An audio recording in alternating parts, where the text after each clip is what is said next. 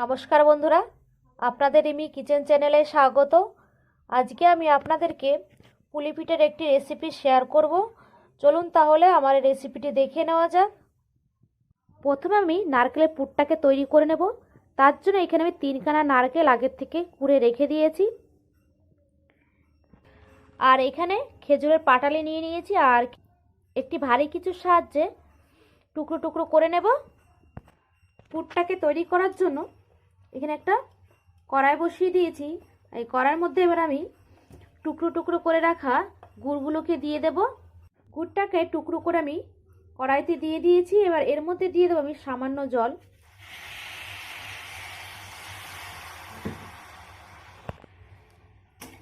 এবার ভালো করে গুড়টাকে গলিয়ে নেব।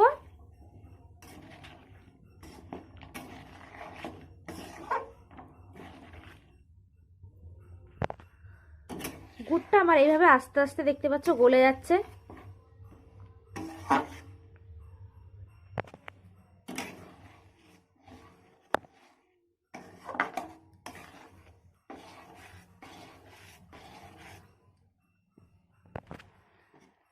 কি সুন্দরভাবে আমার গুড়টা গলে গেছে।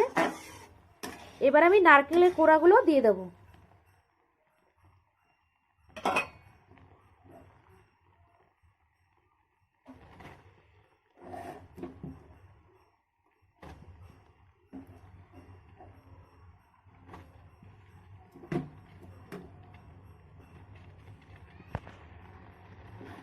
সব নারকেল কোড়াগুলো আমি দিয়ে দিয়েছি।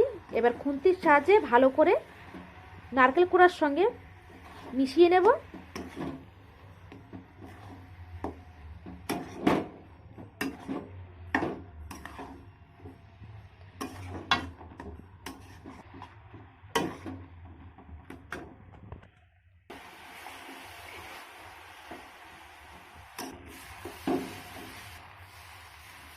দশ মিনিটের মতো আমি নেড়ে চেড়ে তৈরি করে নিয়েছি নারকেলের পুরটা। আর নারকেলের গা থেকে খুব সুন্দর একটা গন্ধ বেরিয়েছে।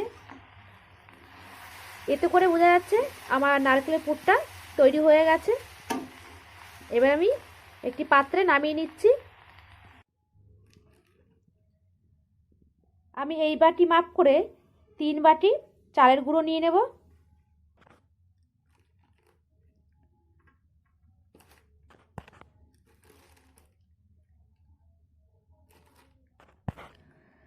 আর এই বাটি মাপ করে আমি 1.5 বাটি সুজি দিয়ে দেব।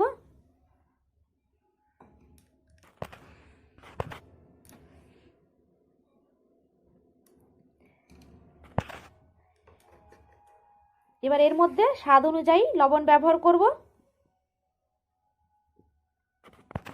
এবার হাতের সঙ্গে ভালো করে আমি মিশিয়ে নেব চালের গুঁড়োটার সাথে।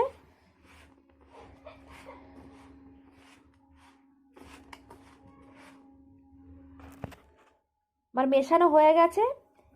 এবার আমি হালকা উষ্ণ গরম জল করে রেখেছি, সেই জলটা দিয়ে আস্তে আস্তে একটা ডোর মতো তৈরি করে নেব।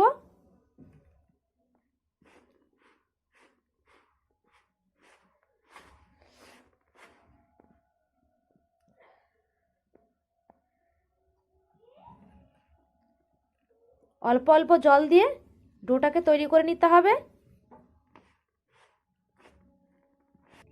রুটি তৈরি করার সময় যেভাবে ডোটাকে তৈরি করে নিতে হয় আমি ঠিক সেইভাবে একটা ডো তৈরি করে নিয়েছি। এবার এই ডো থেকে আমি ছোট ছোট লেচির মতো কেটে নেব। কেটে নিয়ে আমি হাতের সাহায্যে ঠিক এইভাবে গোল করে নেব। আর নারকেলের যে পুরটা আমি তৈরি করেছিলাম সেই নারকেলের পুরটা আমি দিয়ে দেব।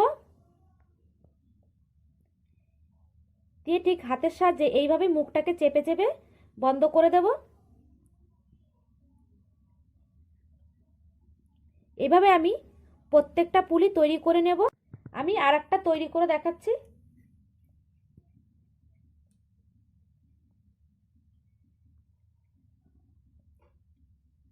চাইলে তোমরা ডিজাইন করেও তৈরি করতে পারো, কিন্তু আমি এখানে প্লেনই তৈরি করে নেব। ঠিক এইভাবেই আস্তে আস্তে মুখটাকে বন্ধ করে দেব।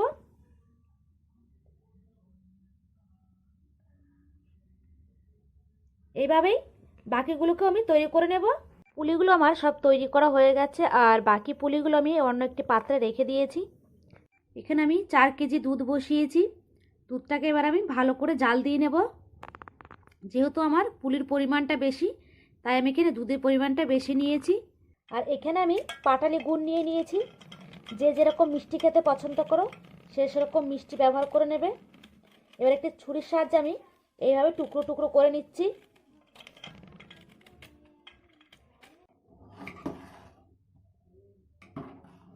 দুধটা আমার উতাল চলে এসছে। এবার আমি ভালো করে আরেকটু জাল দিয়ে নেব।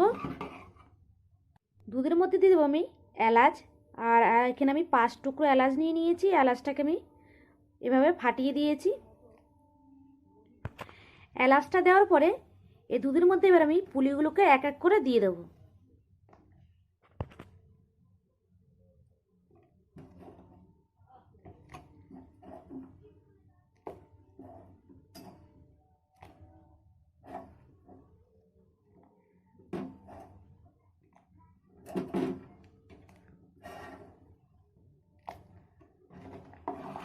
আর এইভাবে আস্তে আস্তে নেড়ে চেড়ে নিতে হবে, নাহলে নিচে লেগে যাওয়ার সম্ভাবনা থাকবে।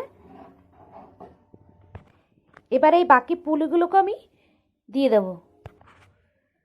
সব পুলিগুলো আমার দেওয়া হয়ে গেছে। এবার আস্তে আস্তে আমি মাঝে মাঝে এইভাবে নেড়ে চেড়ে নেব। এবার আমি যেই গুড়টাকে টুকরো টুকরো করে রেখেছিলাম সেই গুড়টা এবার এর মধ্যে দিয়ে দেব।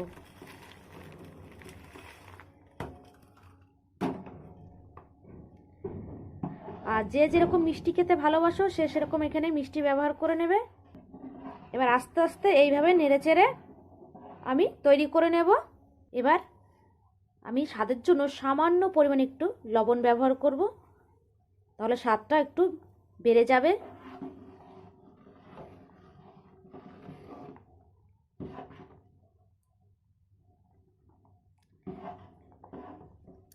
আর এইভাবে আমি আরও 6 থেকে 7 মিনিট ভালো করে জাল দিয়ে নেব। দেখতে পাচ্ছেন একটাও পুলি আমার ভেঙে যায়নি, যেরকমটি আমি দিয়েছিলাম ঠিক সেরকমটি আছে।